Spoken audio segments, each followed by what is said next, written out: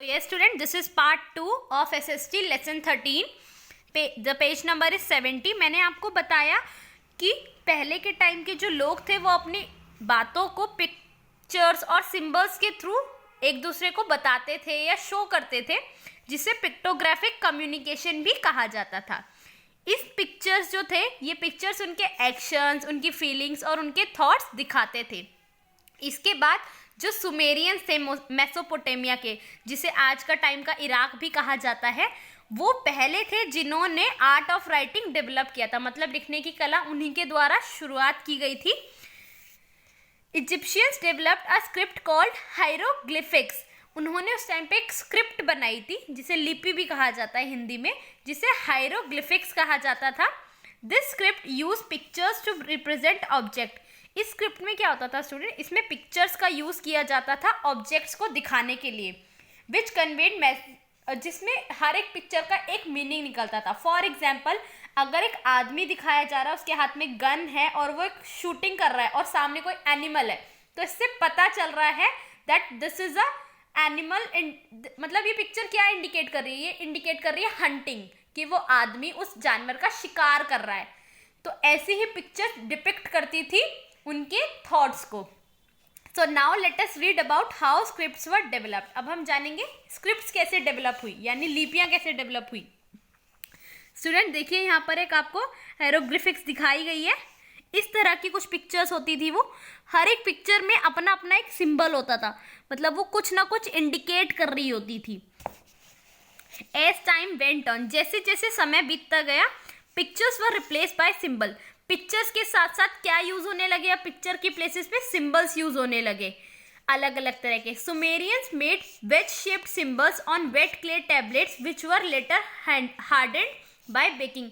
Sumerians ने क्या किया, वो वेट क्ले यानी गीली क्ले पे उन्होंने कुछ सिंबल्स बनाते थे, वो जिसे बाद में हार्डेंड मतलब हार्ड किया जाता था, कठोर किया जाता था बेकिंग के थ्रू. जैसे ईंट बनाई जाती है ना, उसी तरह उसकी बेकिंग की जाती थी. This form of writing came to be known as cuneiform script. और उसे क्या कहा जाता था? क्यूनिफॉर्म स्क्रिप्ट कहा जाता था. जब सिंबल्स और पिक्चर्स के थ्रू रिप्रेजेंट किया जा रहा था स्क्रिप्ट में, उसे हायरोग्लिफिक्स कहा जाता था. और जब सिंबल्स के थ्रू किया जा रहा था, पहले पिक्चर्स के थ्रू था, फिर सिंबल्स आए, सिंबल्स के थ्रू जब किया जाने लगा तो उसे क्यूनिफॉर्म स्क्रिप्ट कहा जाता था. देखिए यहाँ पर कुछ सिंबल्स दिखाए जा रहे हैं. आप इसे और जूम करके अपनी नोटबुक में देखेंगे तो वहां आपको दिखेंगे यहाँ पर कुछ छोटे छोटे सिंबल्स हैं जो कुछ ना कुछ डिपिक्ट कर रहे हैं. The Indus valley civilization had its own script. Indus valley civilization जो है उसकी अपनी एक स्क्रिप्ट है, but this script has not been understood by language experts. लेकिन आज के जो लैंग्वेज एक्सपर्ट्स हैं वो स्क्रिप्ट्स को नहीं पढ़ पाते. स्टूडेंट, ये जो लिपियाँ होती हैं यानी स्क्रिप्ट्स जो होती हैं, इनमें उस पर्टिकुलर लैंग्वेज के बारे में पूरा लिखा होता है, उनकी हमें जानकारी मिलती है इसी से. तो first of all Brahmi script develop हुई थी. उसके बाद it was much later that the Devanagari script came into existence. Devanagari जो है वो हमारी हिंदी की लिपि है, जिसमें हिंदी भाषा के बारे में लिखा हुआ है.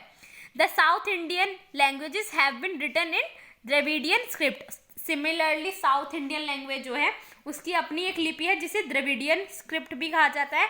उर्दू की अपनी एक लिपि है. हर एक लैंग्वेज की अपनी अपनी एक लिपि है. जैसे इंग्लिश की जो लिपि है उसे क्या कहा जाता है, ये आप मुझे सर्च करके बताएंगे. सो इसके बाद स्टूडेंट हम जानेंगे एक और जो थे, दैट इज लुइस ब्रेल. इन्होंने भी स्क्रिप्ट डेवलप की थी जिसे ब्रेल कहा जाता है. स्टूडेंट, ब्लाइंड लोग जो होते हैं यानी जो अंधे होते हैं, वो ना ही कुछ देख सकते हैं और ना ही कुछ रीड कर सकते हैं. तो उनकी हेल्प के लिए लुइस ब्रेल ने, जिन्होंने अपनी स्क्रिप्ट का नाम अपने ही नाम पे रखा था, ब्रेल सिस्टम, जो ब्लाइंड लोगों के काम आता है, उन्होंने ऐसी स्क्रिप्ट बनाई ताकि जो लोग नहीं देख सकते वो भी पढ़ सके. इसमें क्या होता है, इसमें रेस डॉट्स होते हैं, मतलब जो डॉट्स होते हैं ना, देख रहे हैं बिंदियां, ये उभरी हुई होती हैं बाहर की तरफ, जिन पे वो ऐसे टच करके एक इमेज फॉर्म करते हैं अल्फाबेट की. The Braille script consist of raised dot on a paper which are read by running the fingers slightly over them. अगर आप फिंगर्स को उसके ऊपर लाइटली, बहुत हल्के से रेज करेंगे ना, तो उससे आप अल्फ़ाबेट ड्रॉ कर सकते हैं। तो ये बहुत ही हेल्पफुल है ब्लाइंड लोगों की अंडरस्टैंडिंग और रीडिंग के लिए, इसलिए इसे ब्रेल स्क्रिप्ट भी कहा जाता है।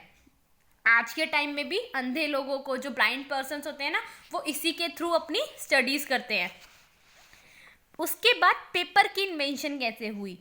You have learn that early humans Drew pictures of animals and objects on cave walls. पहले तक जो लोग थे वो क्या करते थे, गुफाओं की दीवारों पे या अलग अलग दीवारों पे एनिमल्स की पिक्चर्स या ऑब्जेक्ट्स की पिक्चर्स ड्रॉ करते थे।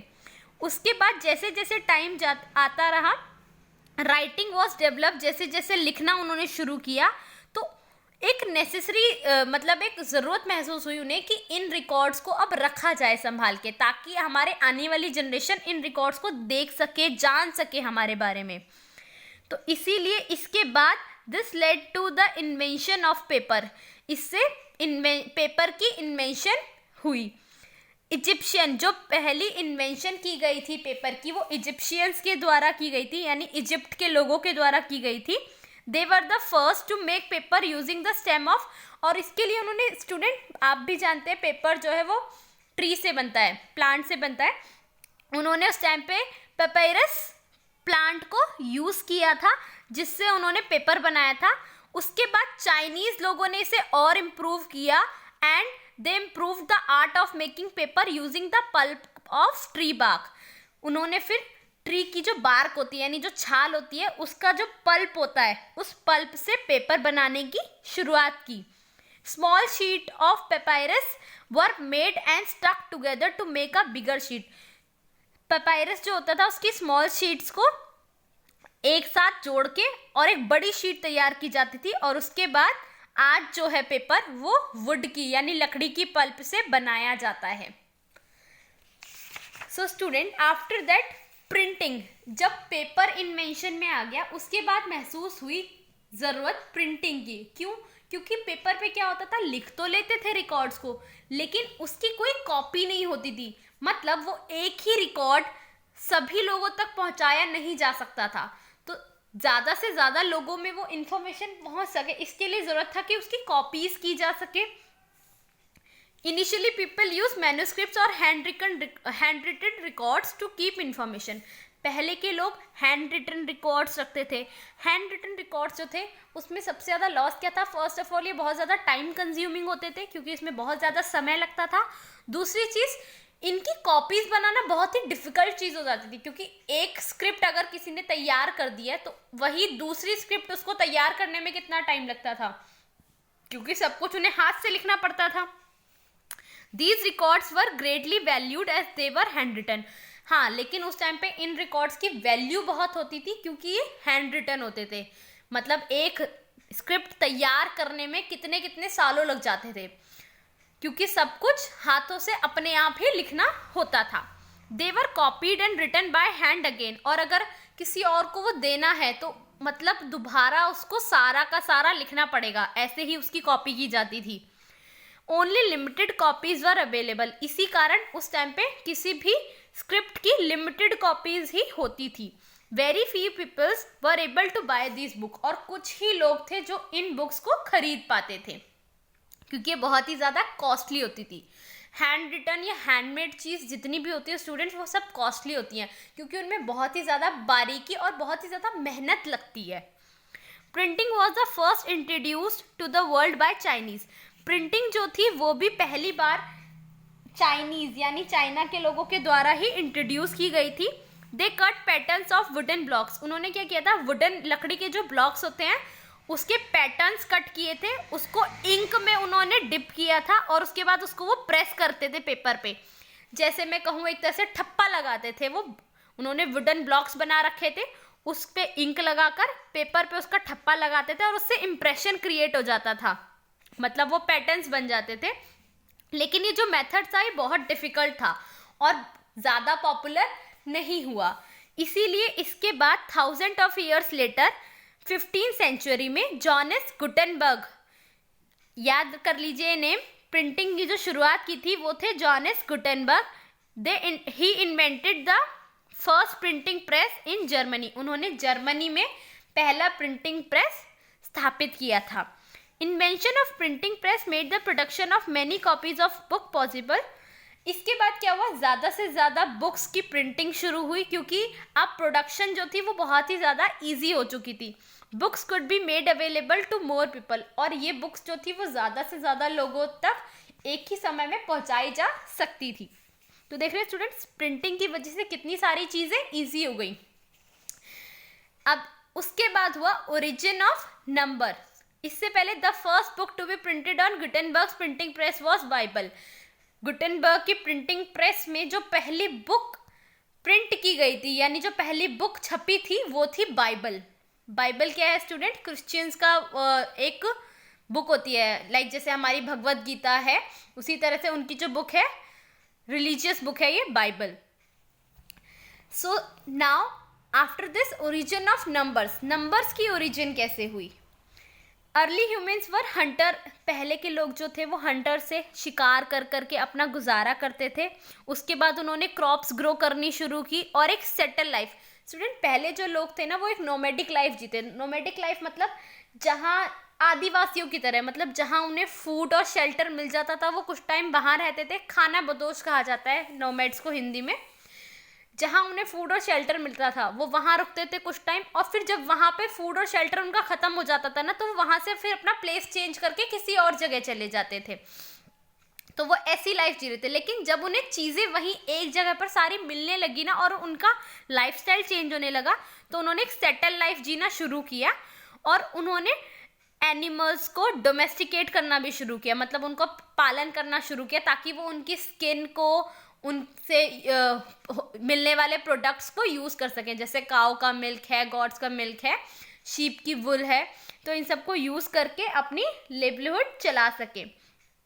Early humans use stone, sticks and pebbles to count, but these were soon. पहले क्या करते थे वो काउंट करने के लिए स्टोन्स यानी पत्थरों का, स्टिक्स यानी डंडियों का, पेबल्स यानी छोटे छोटे जो पत्थर होते हैं उन सब का यूज़ करते थे काउंटिंग के लिए। उसके बाद उसको रिप्लेस कर दिया डॉट्स ने, स्ट्रोक्स ने और सिंबल्स ने। लेकिन ये सब जो मेथड्स है ज़्यादा रिलायबल नहीं थे, मतलब इन पे ज़्यादा विश्वास नहीं किया जा सकता था।